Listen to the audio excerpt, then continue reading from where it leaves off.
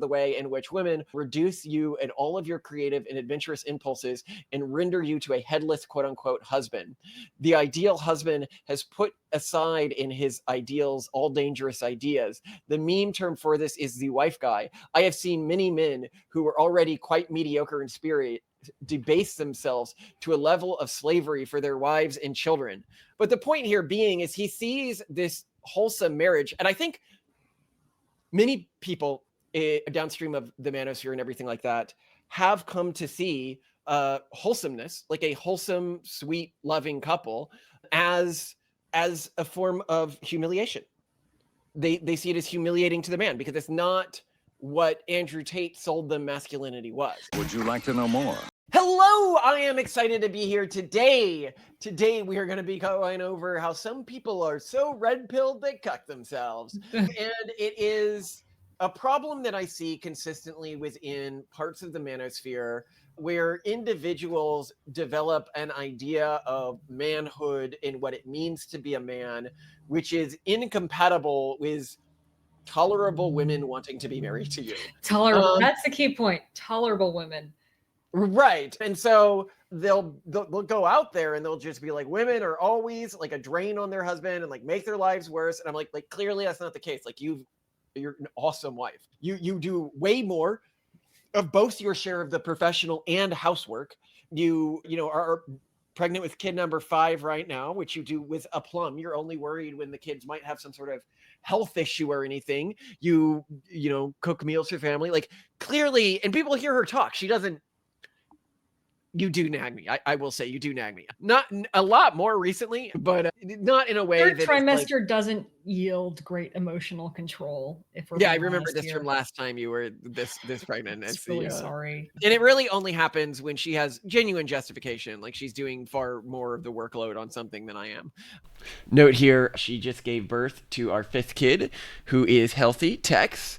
She is with Tex in the hospital. Yesterday, she gave birth to him by her 5th C-section. So very dangerous surgery. We're very grateful that it all went well. And I am at home playing with our oldest as she recovers in the hospital. So that's how intense she is about this.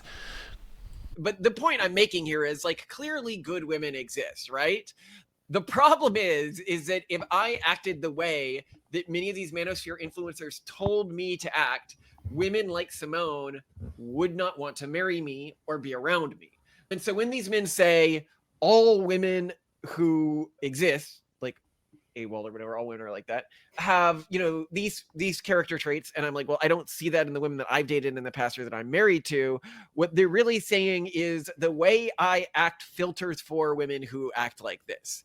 And unfortunately, a lot of these ideas can come out of this wider community that we're a part of and lead to, we're going to go a bit into like Steven Crowder's marriage breakdown. We're going to go a bit into Laura Southern's marriage breakdown. We're going to go, but we're going to go all at this from the framing device of an essay by Deep at Left Analysis, which is ostensibly a left-wing guy. But when you begin to hear this article, you will immediately be like, that sounds not leftist at all to me. So like culturally, it's clear where this came from. And I think it's one of the best examples of this, where he literally argues that he's gay for like manosphere reasons.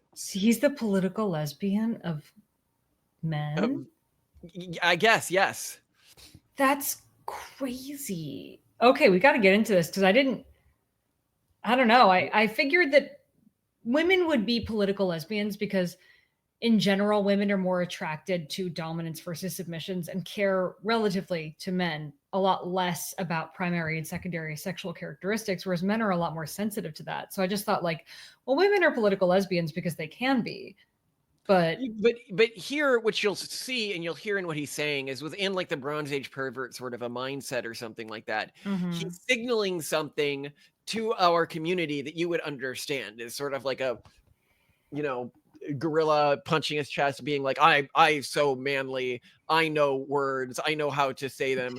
And it only works for signaling your status to other men. It repels women. And yet people misunderstand and think that this is actually the way they need to be acting or talking about women. trad women are materialists, but I also know that he's kind of right about stuff. Well, you can be right and end up being a cucked, yes, political gay man.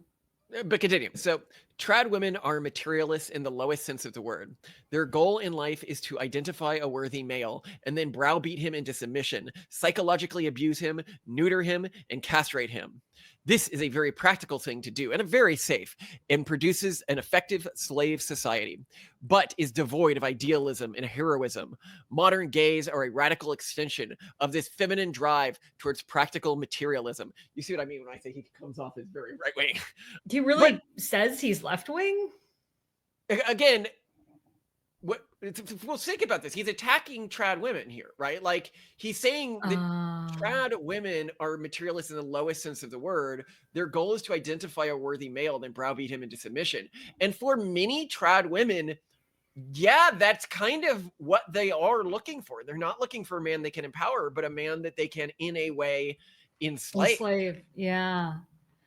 When I say trad women, again quoting him here, when I say trad women, I'm referring to Steven Crowder's ex-wife, who claims that the highest duty of a man is to marry a woman and then do whatever she says. Miss Crowder is a parody of the trad woman, but she is only saying aloud what many trad women secretly already believe. So what did she actually say? Because first, I want to get the actual information here. From the horse's mouth. She posted on Twitter, the most alpha thing a man can do is marry and be faithful to a good woman for the entirety of his life and be willing to storm the grates of hell to stay married to her. This was in response to a video by conservative commentator Matt Walsh discussing marriage as supernatural. It generated significant backlash and discussion on X, with many users interpreting it as promoting an overly sacrificial and one-sided view of men's role in marriage, though it does not, blah, blah, blah, blah. The point here being is she does appear to basically think that. And a lot of people are aware of the Crowder and his wife breaking up, but I wanted to start talking about them to be like, this is the type of woman that a man who acts and presents like Crowder is able to, and keep in mind, Crowder is the height of what this type of man is, right? Like, presumably he's going to have his pick of the litter in terms of women who will tolerate a man like this. So if you are the very best of what this community can achieve, your outcome, and keep in mind that the alternative understanding here is Steven Crowder is just not a good guy or good husband, which may be the case. We'll get into that. But I think that many of his flaws as a partner came downstream of trying to emulate the philosophy of the red pill and traditionalist version of what a male is in a way that doesn't work within a modern context. And it's very important that we do not do that. Like, our goal is not to signal to other people in the manosphere how tough and cool we are. Our goal is to get married to somebody who wants to improve our lives and works every day to improve our lives and has lots of kids. More actually, our goal, first and foremost, is to maximize something we believe has inherent value. And we choose to find a partner because we understand that if you find the right kind of partner and form the right kind of relationship, you will be more collectively effective at maximizing that thing or that collection of things that you value than you would on your own. Mm-hmm. It's not even that your goal is to find a wife. Yeah. And I'll note here, we often say, like, you're often not going to end up in a place better than the advice you're getting from somebody. So if somebody is a leading figure in like the larger, wider manosphere scene, and they are giving out advice and they can't keep a marriage past their first 2 kids, that advice has a high probability of leading you to a similar endpoint. And even if you say it's the wife's fault, which we'll get into analyzing how much of it, because I do think a large part of it is the wife's fault, he still chose and vetted her as a wife. And the way that he's acting and the advice he's giving will lead you to have a wife like that. Like, that's all of our responsibility before we got married. That's what the dating phase is for. That's what the engagement phase is for. People don't become new people magically after that. I guess you can say that they tricked you the entire time, but often when I see these individuals, they haven't been tricked. They were signaling that this is what they wanted. The couple separated in 2021 after Steven left their home for elective surgery in June and did not return. Now, he says he did not return because he was working on his temper. He purchased a separate townhouse following the birth of their twins in August 2021. So when If you're she was buying a separate house to work on your temper, though, I don't see, this isn't like, I'm going to take a breather and work on myself for like a couple weeks. You're buying a house. Yeah, so while she was pregnant with the twins, he basically abandoned her, and these were his first kids, right? So he's not there for the pregnancy, which was incredibly complicated in terms of the actually having the C-section, because she had an emergency C-section. Well, even without an emergency C-section pregnancy, the twins are tough, and they're very often born premature. It's like the hard mode of both And pregnancy then and when the she's newborn caring for stage. them as young kids, he's not in the area. He Oh, says, well, I don't believe in divorce. I never would have gotten divorced, except she filed for divorce in December and he hired his divorce attorney in November. Now, you can say he's doing this preemptively, thinking that the divorce is going to happen, but mm. he wasn't. When he knew that a divorce looked like it was coming down the tracks, he wasn't all hands on deck. Let me go back to where she's living, because she has multiple times asked me to come home and help with the twins and try to work something out. It's, I'm going to hire a divorce attorney. Right. So whatever was in his mind was his mindset on this. It led to bad outcomes. My actual read of what led to this is he had such a strong belief against divorce, like divorces just don't happen, that he didn't consider it a possibility as things were going off the rails in the relationship. And so he didn't work to more quickly correct and address the way things were going off the rails. Because I think that if you had considered divorce a possibility and you just really didn't want a divorce, the last thing you would do is, when your wife is pregnant with twins, buy a house in a different state and move there. Especially if she was asking you not to do that. So, and this is what I'm talking about, where I'm like, be careful of these sorts of mindsets. Like, divorce isn't a possibility, because it can ironically lead to divorce. In leaked ring camera video from June 26, 2021, he berates her, demanding that she perform her wifely duties. But the problem is his demands were totally reasonable, like medicating and walking dogs, tasks that she claimed she feared were unsafe during pregnancy. Medicating dogs is not unsafe during pregnancy. Maybe Walking dogs is if you've been ordered on bed rest, and it doesn't seem like he was very pregnant in her things. Plus, I'm sure you saw the footage. I saw the footage, the famous Crowder ring cam footage. It's bad. He's just being a complete ass. I think that the bigger problem for me is I completely lose respect for people when they just angrily berate people.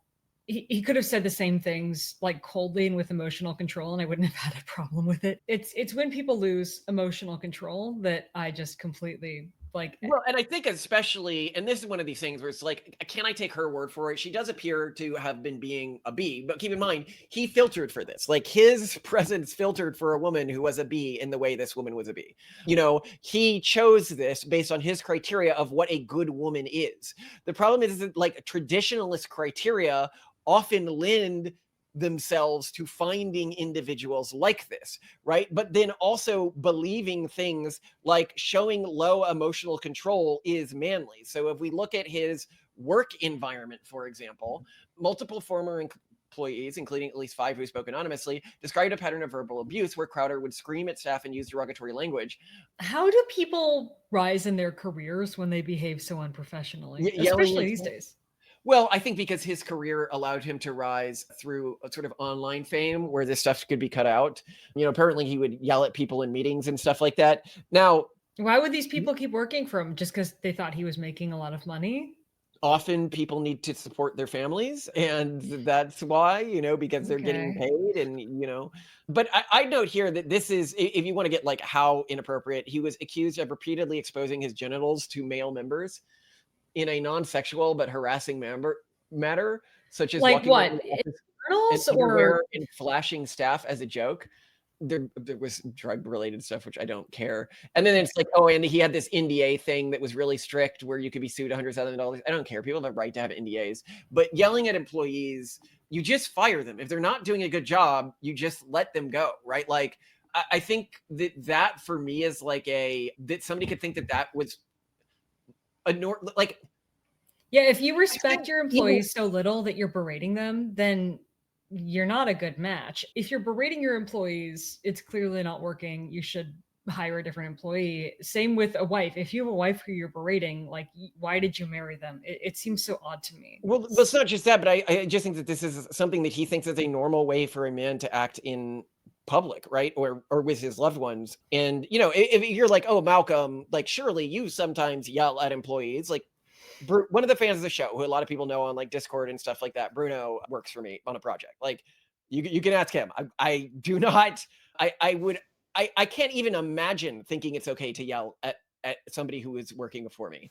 And then when it comes to raising my voice with my wife, I would only do it if I had first communicated to her that something was dangerous for our shared goals, and she was not listening or engaging with the information when it was communicated without the emotional addition, right? Like, you should be able to control your emotions as an adult.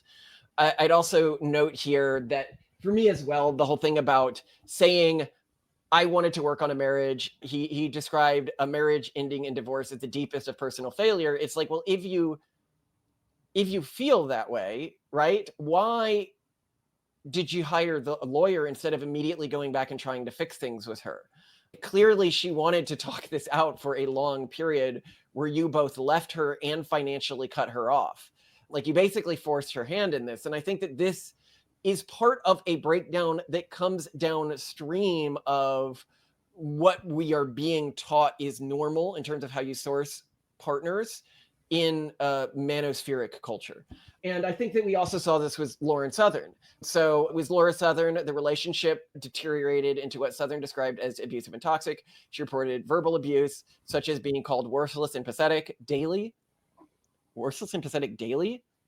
being locked out of the house, and being abandoned with her infant son for days, sometimes in bad weather. That's completely a non-issue if he had a job that took him out. But and being locked out of the house could have been an accident that she's overdoing. But being called worthless and pathetic by your husband ever is a really big deal. Like, as a culture, you should know to feel shame about that. Like, we should be building a culture where a man would be horrified about anyone ever finding out that he called his wife worthless and pathetic. Yeah, that sounds like Stanford prison experiment stuff. It doesn't sound like what you would do to anyone who you want to work with. Like, if you're trying to torture and demoralize a victim at a Black Ops site, probably. But this, yeah. Yeah. I don't know. Like, could this be some misinterpretation of like military basic training? Like, I have to break you down in order to build you up. Like, what is this coming from? Where is the logic behind this? So I think within the type of manosphere content that was originally created by people like Andrew Tate, this idea of being this growly, angry person became associated with masculinity, that people began to confuse anger with masculinity. And we'll actually go into this because later in this piece that I'm going to keep reading, the guy describes like what he doesn't think masculinity is. And it is the wife guy, who a lot of people online have been making fun of. Is this like his username, the wife guy? The wife guy is like a meme these days. I'll put a picture on screen of what a wife guy looks like. It's a husband who genuinely loves and appreciates his wife. It's the guy who, you know, and there's lots of memes about this. Woke up one day, I'm a wife guy. I changed from my player ways at the right time. You can never know how you grow in your life. Now all I talk about is how I love my wife. I can't believe that I turned into a wife guy. I'm going husband mode on you small fries. Happy wife, happy life types. That's a saying that I just came up with. A lot of y'all love your wives, but I love her the most. I'm currently working on an anniversary post. Like, you know, the wife making demands that are normal of wives to make of their husband, and the husband sweetly deciding to do it, right? Any subservience to your wife is often seen as a negative thing, or any degree of capitulation, or I even sort of say wholesomeness. Like, it's being wholesomely married is not masculine to these people. And is that not true? You look downstream of the Andrew Tate's world, is being in a genuinely wholesome marriage, right? Like, where every day, I mean, how many I love yous do you think you get per day from me? 12 on average, maybe? Yeah, probably 12. 13? Something around, 13. conservatively speaking here.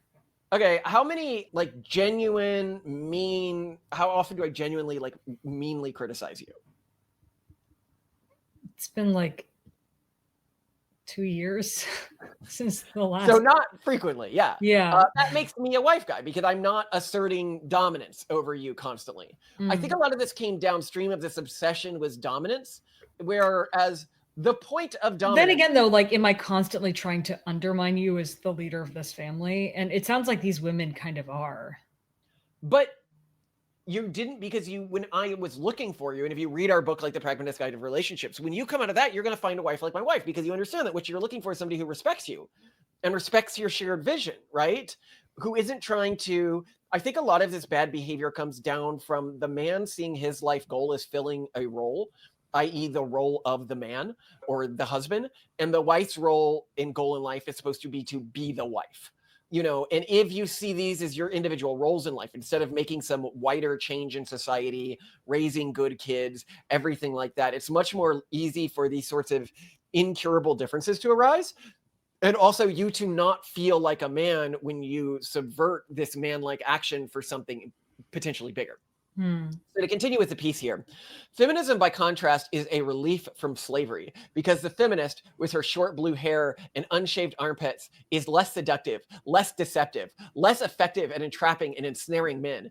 Feminists, upon inspection, are porn addicts with the desire to be choked and spanked and abused in all sorts of violent ways.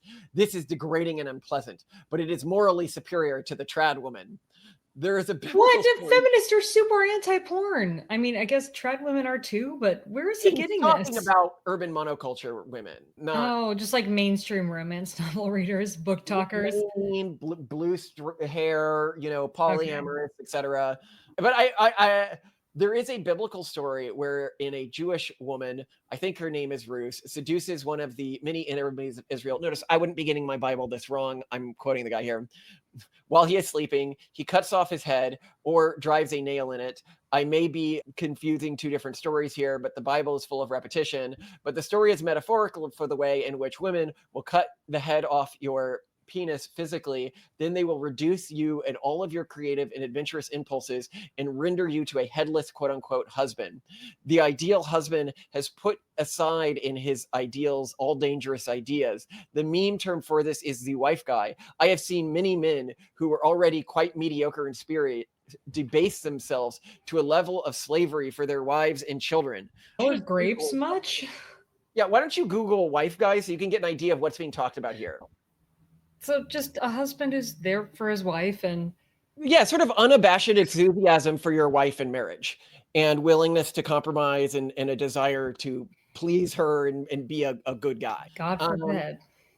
The ideology of the wife guy is justified with the theology of traditionalism, which states that God wants mediocrates to reproduce as much as physically possible. This is a gross and disgusting ideology, and its adherents deserve only humiliation, which they gladly receive. Washing and sucking toes, making themselves into fools, speaking in tongues, being fat, engaging in hysterical conspiracy theories about globalists having sex with 17-year-old prostitutes. Well, I mean, that's not a conspiracy theory. That's something that, like, on the record happened. Maybe we haven't found everyone engaged with it, but it definitely happened. But I guess the point he's making here is, why should you even care? It's 17-year-old prostitutes.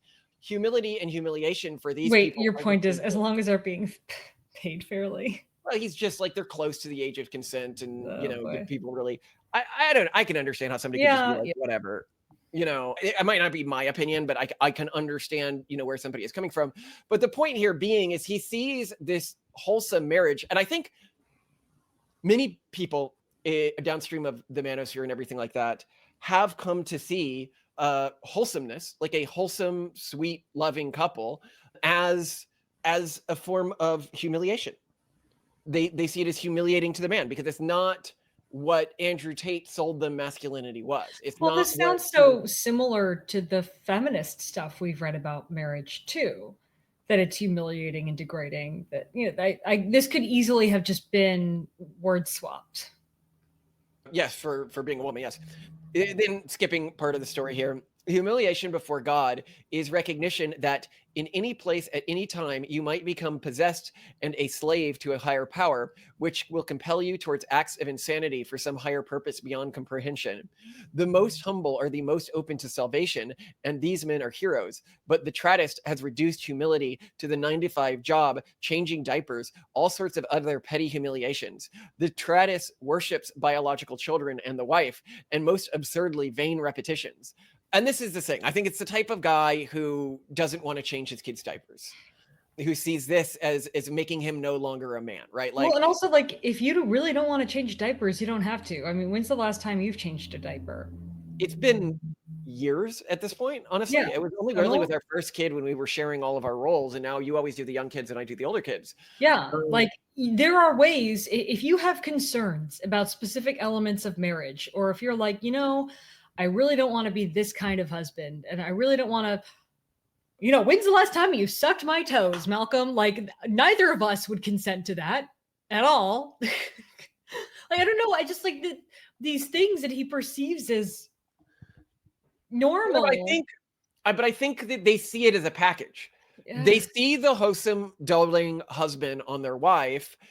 He must also suck her toes. He must also change the diapers. He must also, they because they see life as not about in states, but about roles that you're serving.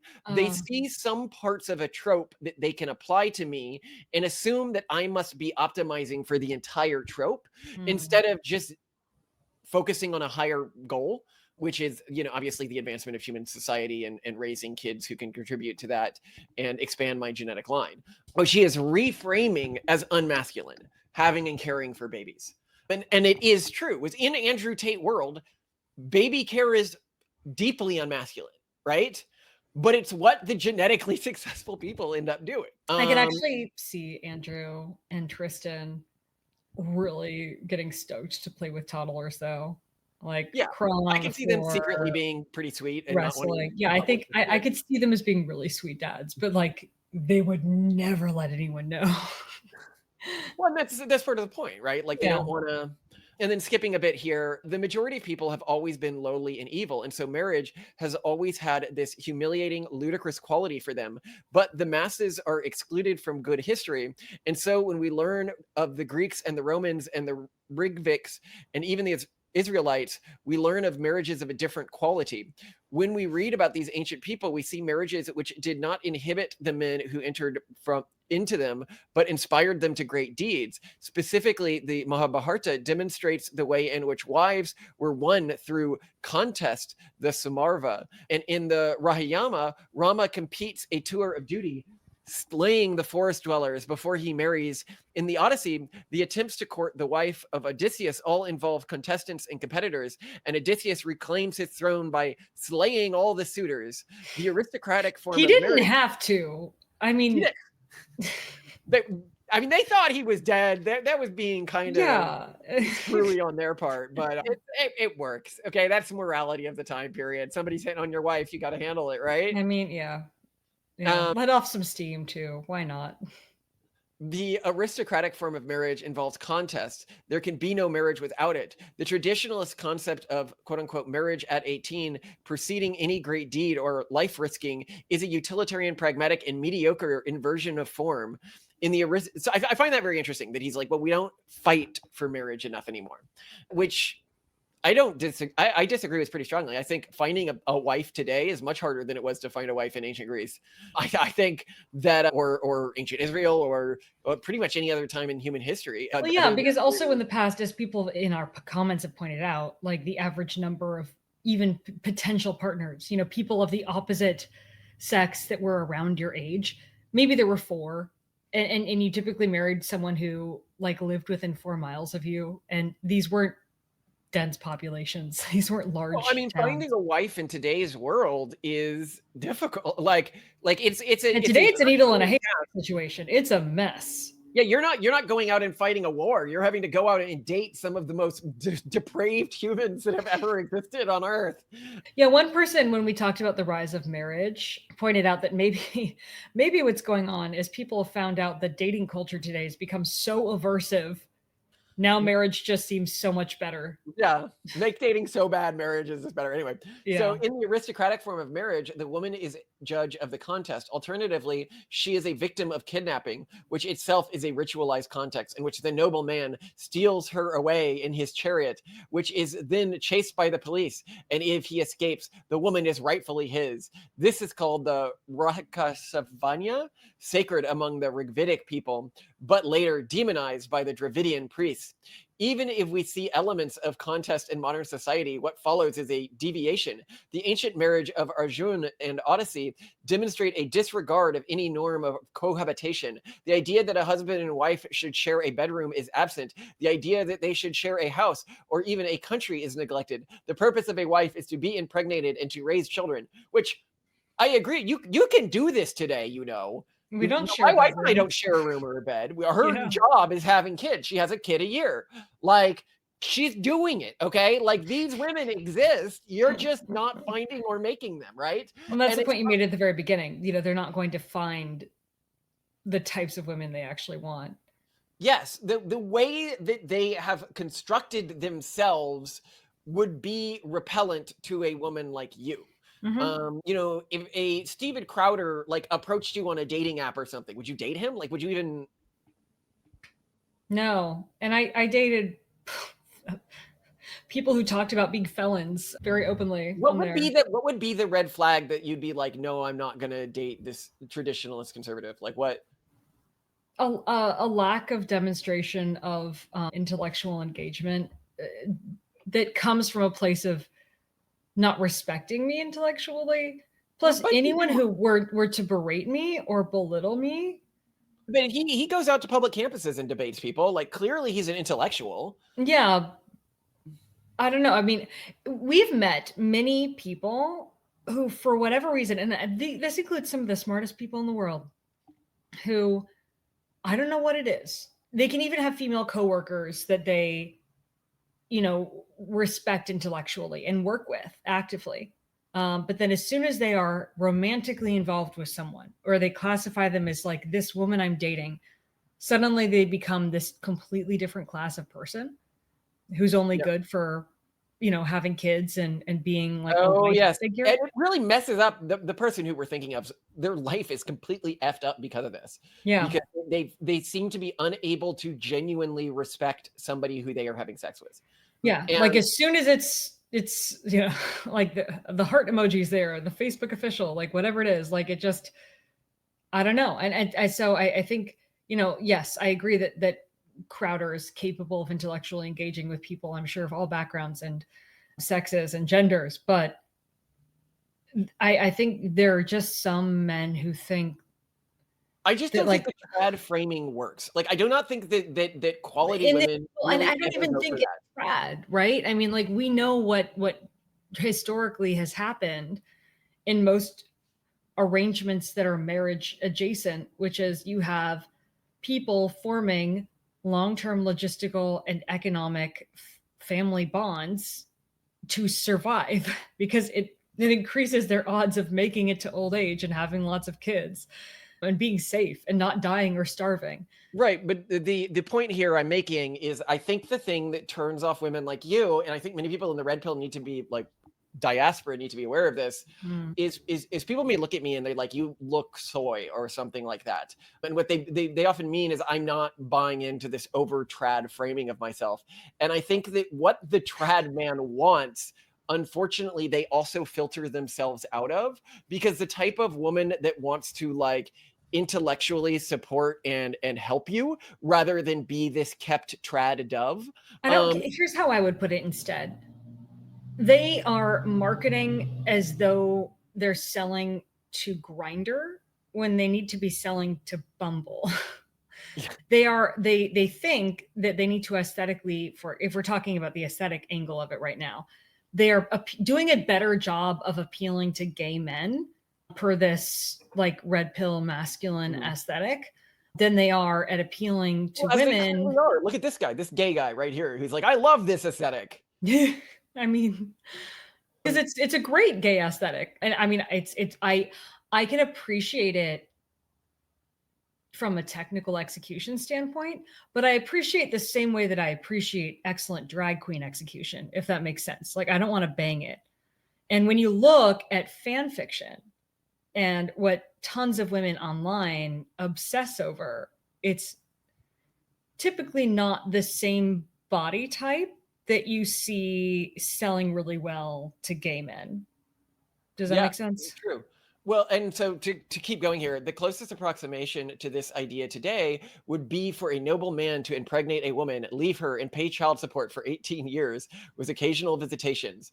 This is the most aristocratic form of child rearing, not the domesticity imagined by the Traddist. There is nothing noble about changing diapers. No amount of shaming or hysterics or threats of hellfire will change this. And that's within his framing of nobility, like within his framing of masculinity, right? His framing of trashy nobility. Men weren't seen as respectable when they had bastard children who they were paying for. Right. But what he's saying is you used to just like have kids and then like you'd have staff to raise the kids or something like that.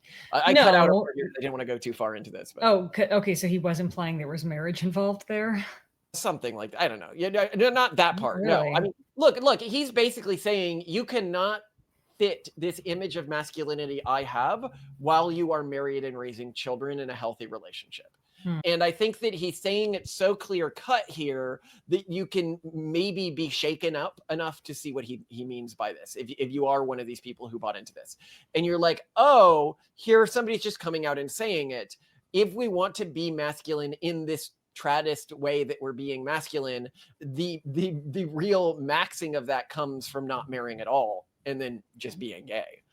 Yeah, it sounds like per this formula, if we're going to optimize, donate a ton of sperm, which you basically have to lie to do, and never marry women.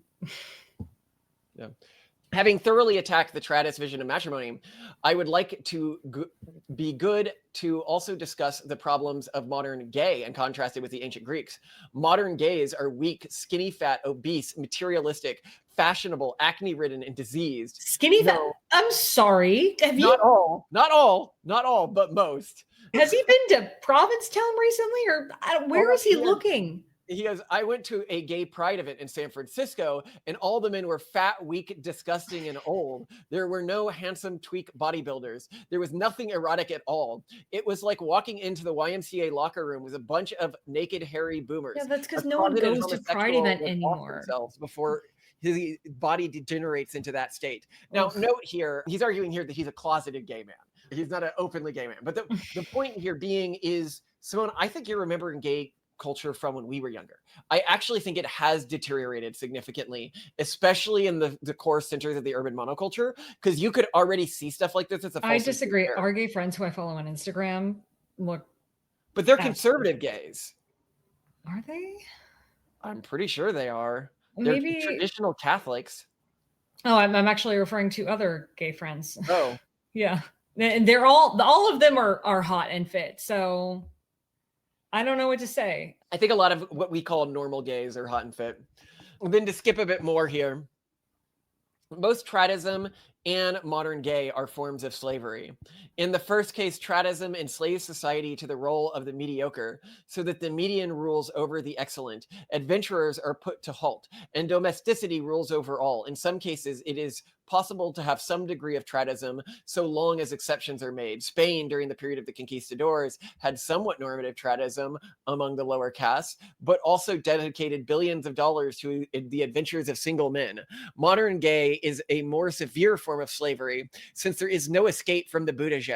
One cannot flee across the ocean and lay waste to foreign shores. Buttigieg will come to you bearing human rights. And note, he had a screed here about how Buttigieg's marriage was too wholesome because he's gay, married, and has kids. Oh, how dare he? He doesn't like this. He sees this as unmasculine. So any form of marriage and having kids, any form of biological success is... Yeah, well, and this is why I bring this up for our audience, is to try to shake them out of this if they have bought into this version of Traddism, so that they don't get trapped in one of these marriages where their partner doesn't respect them and instead is just trying to be the most housewifey of housewife or the most husbandy of husband, rather than work with them towards a common goal. And then finally here he says, ... because I took out a section here. This is still difficult since the MGTOW and the red pillar is a lie, and it is easiest to get married between 23 and 26, not at 33. This is very true.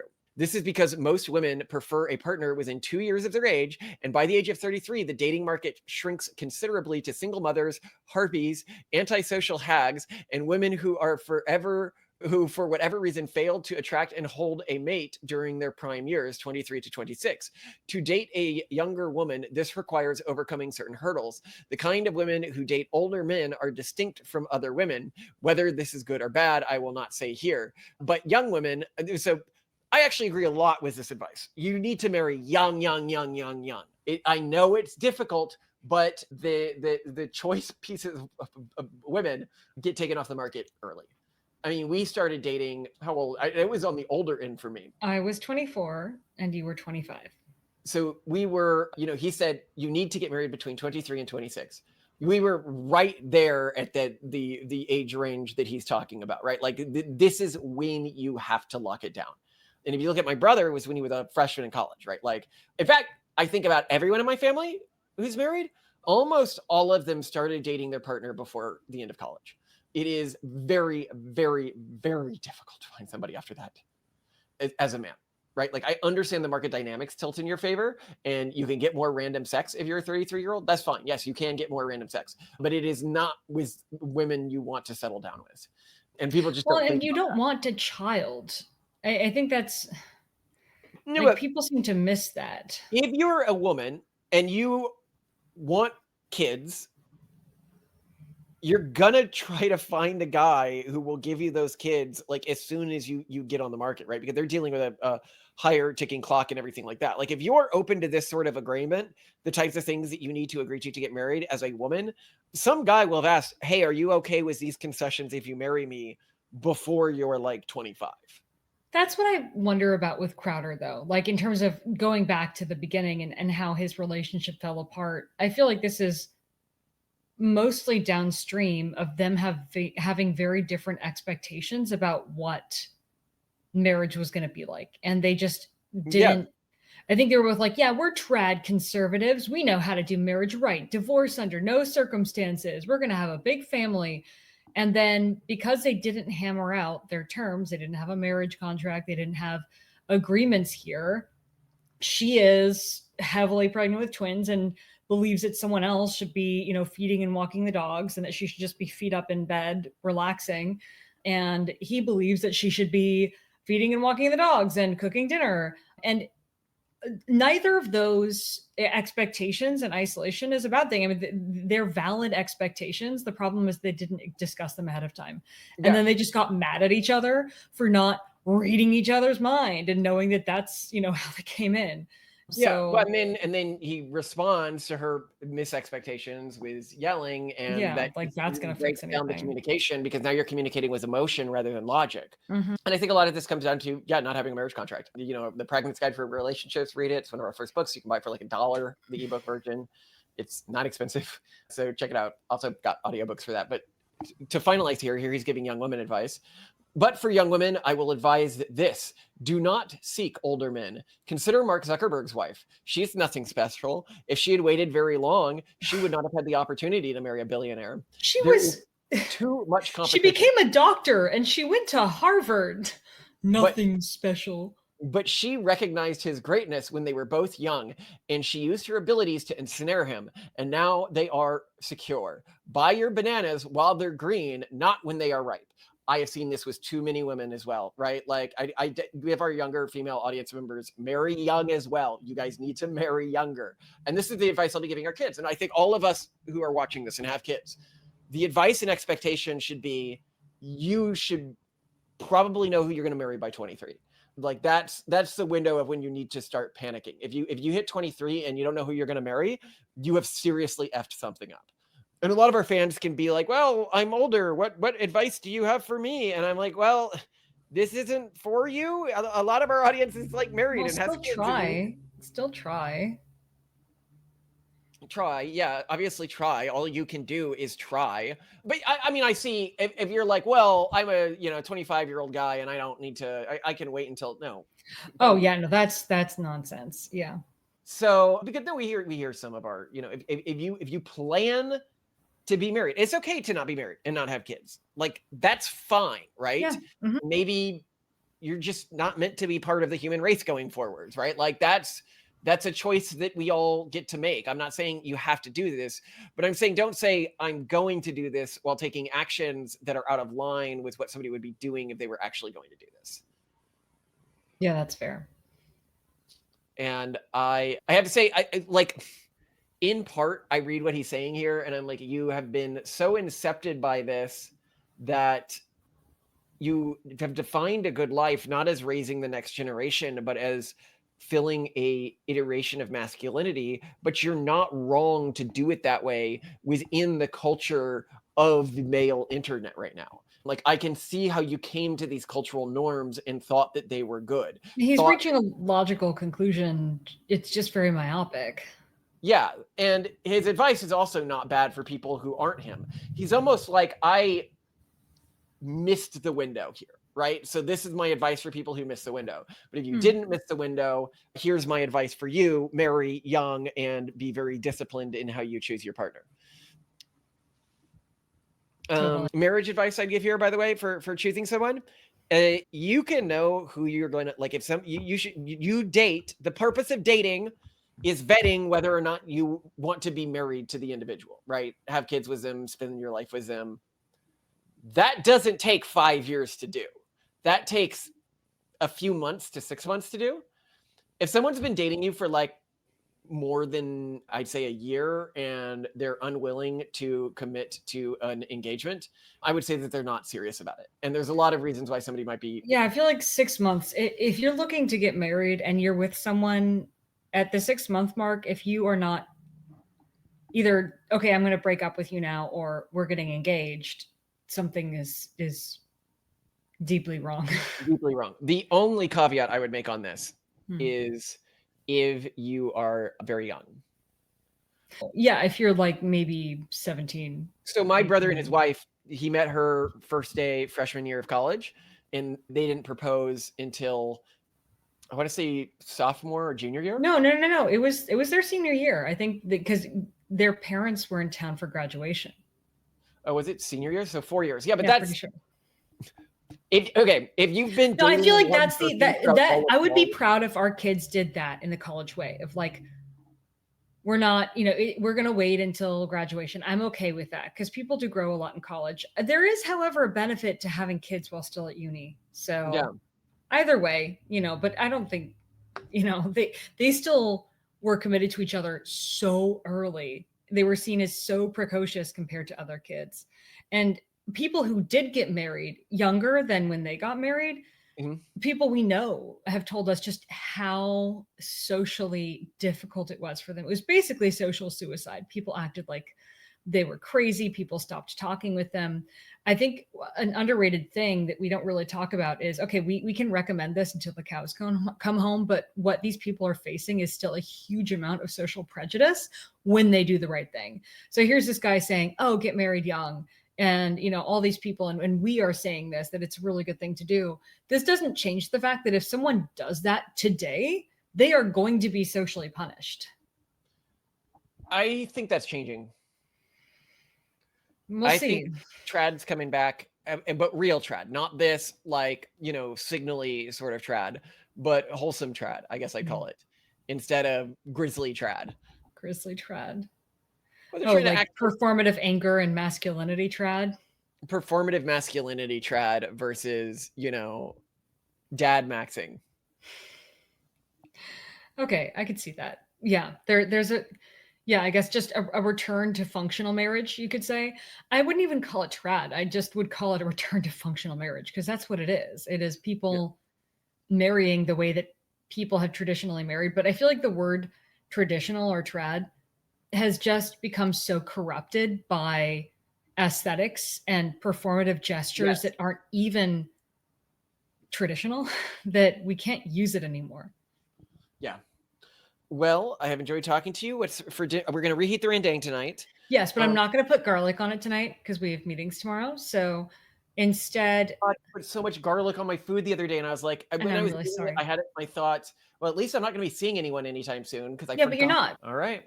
Well, I'm gonna do some rendang with, I guess, the bread stuff that you made yesterday, Mhm. and The that should be it flatbread. for me. Yeah, and I can toast it. I'll just toast it with butter and some like kosher salt for texture. Sound good? Sure. Or just plain? Do you want it just plain? Plain. Rendang is a very flavorful dish, and you don't That's really true. need to put flavor on something if it's being used as a. An absorbent sponge of rendangness. All right, then Yeah, we're on. I yeah. love you so much, Malcolm, and I'm Um, really grateful to you for. I What I mean, really feel about it comes downstream of not understanding normative male behavior. Like, at any moment where he yelled at somebody, he should have felt humiliated at himself for ever doing that. Like, if I lost my temper in that way, I would punish myself severely, and I don't think that he was taught to do that. well, it also, as someone who listens to this podcast, had pointed out before, and I think it's just so well put. When a man gets to a point where he is yelling or otherwise pulling rank by Yeah, like maintaining frame and exerting that dominance, he's already lost. Like dominance is exerted through being the person that people respect and turn to for leadership and direction. And yeah, if people aren't doing that, like if you have to yell at people to get them to do that, it's because you're not dominant. It's yeah, because like this just speaks to this immense amount of insecurity. And that is the biggest issue with performative masculinity is that it belies this intense insecurity when that masculinity is expressed through anything but security, confidence, strong leadership, and foresight, plus immense amounts of emotional control, which is why I really do love that Stoic philosophy is pervasive in the manosphere, that people really admire figures like Marcus Aurelius, who was all about emotional control, who was all yeah. about perspective. I mean, that is natural dominance. It's odd to me that this performative masculinity and deep insecurity has caught on as much as it has, because I feel like people can kind of smell that. Like, I'm sure you had teachers when you were in school who would lose their minds. You know, they'd lose their composure and they'd start yelling at the class and berating them and nagging them. And you didn't respect those teachers. And then there were the teachers who, like, with a quiet sentence, got everyone to snap into place. Yeah. This is no different. So, yeah, this is just so strange to me. But yeah, I love that you're pointing this out. And I just also find it so interesting that like the most supposedly masculine people are, like you're saying, just getting cucked, never having kids, and ultimately removing themselves from the gene pool. It's so bizarre. It's so, but that irony is fun and delicious. So thank you for sharing this with me. Thank you so much. By the way, we should leave earlier than 3 hours and 30 minutes. Something could go wrong on our journey. Okay. I mean, it takes 3 hours and 30 minutes on a regular drive over. I would add at least an extra hour in there. Okay. And I don't know, we just like get lunch or something if we get there early. Yeah, if something goes wrong, we just get lunch or something. Either like if we get there early, it's everything goes right. But I have a feeling that you want a much safer window. Okay. No, this is an episode we recorded a while ago because my wife just gave birth yesterday, so obviously we're not recording episodes right now.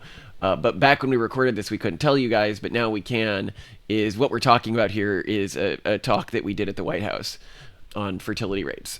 And you'll get the slide deck done tonight? Yep. After I finish the kids' dinner, when I have them playing downstairs, I'll just bring down my laptop and work And on we'll it. do some printouts tomorrow. I thought we were gonna just email them the PDFs. Well, I mean, we're going to need something. I guess you can do it from your phone that we can practice copying from in the car till we memorize the speech. Yeah. Yes. That's the plan. And the one thing that I am adding to the deck at the end is just a slightly more structured overview of our general recommendations, because all you really put in there was like propaganda, when actually we had like a lot more in terms of our policy suggestions. I mean, you put in propaganda and work from home, and that was pretty much it. Whereas I feel like that should be a little more fleshed out. So that's the only thing I'm adding, just a heads up on that. And then I'm presumably going to deliver more of that because it's. Well, make sure that what you add Mhm. does not contradict what we wrote in the speech, because we say things like, cash handouts and stuff like that don't work. And Yeah, so if none of our executive orders had to do with that. Okay. Yeah, don't worry. All right. Love you. I love you too. You're pretty. Yeah, he's just sitting back on his bed like this, chilling. And I was like, hey, you want to go to the station? John, he's very adamant. No, I want to stay here. So I got him some milk, and he is having a chill day because he was terrified about having his blood drawn. What was he saying when he was getting his blood drawn? He was at first screaming like, I'm scared. I don't want you to do that. Please don't do that. And he's like, and then when he was actually getting it drawn, he screamed, please somebody help me. Because, Dad's there holding him in place, Oh, God. So, of course, I'm traumatizing him. The doctors, but here's what we need to tell him, okay? Because that's what I've been telling him what you need to tell him. It's because he's too small, because he's not eating enough, which is true. That is why you got the blood drawn. That is exactly. Terrify him into not finishing his dinner, Well, you're going to have to get your blood drawn again if you don't eat your dinner. Okay. Good. We can use this fear. This trauma that he went through today, this traumatic experience, we will use to get him to eat. Amazing. Because we're such desperately okay parents. That's what he needs. He needs to eat food. That plus 10 hours a week of ABA therapy that seems entirely oriented around him eating. We also need to work on some basic safety stuff like, hey, maybe don't try to dismantle the toilet in the middle of the night. Please. The screaming. I'm scared. Oh, God. Like, yeah, buddy, you should be scared. Yeah, you should. How did he even get the top of the toilet refill thing off? It's heavy. Yeah, that's what made him scared, because it's also chained in place, so he can't take it all the way off. He almost certainly would have broke it if it wasn't chained in place. So, kids are so easy. Having little raccoons in your house every day. Simone was saying when we were walking through their room at night, it feels like they intentionally mess it up every night. Because when we come down, all of the couch cushions have been thrown off the couch. The ladders to their bunk beds on the floor. It's like they get up in the morning and they're like, oh gosh, I have so much to do. I have to throw everything on the ground. I have to, take every book off the bookshelf and fling it across the room. And I've watched them do it. This isn't like kids who are having a tantrum or something. Yeah. They're just in a very busy, productive seeming way, like hi ho, like little dwarfs just going to the mines, the bookshelf to get new things to throw around the room. Yeah, you got to march back to the thing, and whatever bucket or bookshelf is present, and you have to take the thing, and then you have to take it as far away from that proper storage place as possible. What is wrong with them? And then, of course, if they find anything that they can break or disassemble, they will also do that, like that antique doorbell that you want to keep for whatever reason. Torsten was my favorite is when one of them comes to me, Torsten is the one who does this most frequently, and he'll walk to me from another room with a handful of screws, and he'll be like, look at these, he'll call them golden screws, but they're like copper. The golden screws from that one place. He's like, I'm like, where did you get these from? And he's like, they were in the chair. And I'm like, that was hard to build. They were in the table. It's like, Toasty, they will fall. The table is going to fall apart if it doesn't have the screws in it. And he's like, well, why did they make the screws golden? As if that's why was she wearing a mini skirt and walking down a dark alleyway, huh? It's exactly that. Okay. You're a funny one, Simone. I like being married to you a bit. Toasty's our funny one. Our little toaster strudel. Our brave little toaster. You gonna show him that video? That's a horrifying movie. I can't handle that. If you want to watch that with them. Yeah, I guess you're right. There were at least what were some other ones of our childhood? Amazing Adventure or something where animals, a cat goes down a waterfall. These animals get There's lost another or one where things something. like a bunny dies, like Watership Down, I think it's called, or something. Oh no, Watership Down is a fun book. I don't know if I've seen the movie. There's a lot of like really screwed up move Bambi. What was that? Yeah. Yeah. Hello, this is. Oh, are we on the right side? Oh. Thank you for catching that. All right, here we go. Okay, so you see, Simone has been cooking up all these cookies so that people don't mess up her C-section. So they know that she's a nice person, or believe that she is. Right, Simone? So you're trying to trick them. Yes, I think, yeah. All right, and the other kids, we got our one little watermelon here, right? You're like a watermelon? Are you an actual watermelon or like a fake one? What about you? Octavian, have you eaten your food tonight? We were talking with Telemundo today, which is a NBC subsidiary. They told me there were no genetic differences between human ethnic groups, and this is a scientific fact. Oh, a book? Do you like this book? Yeah, because it's awesome. And then I don't get it. It's great. Don't break it, okay?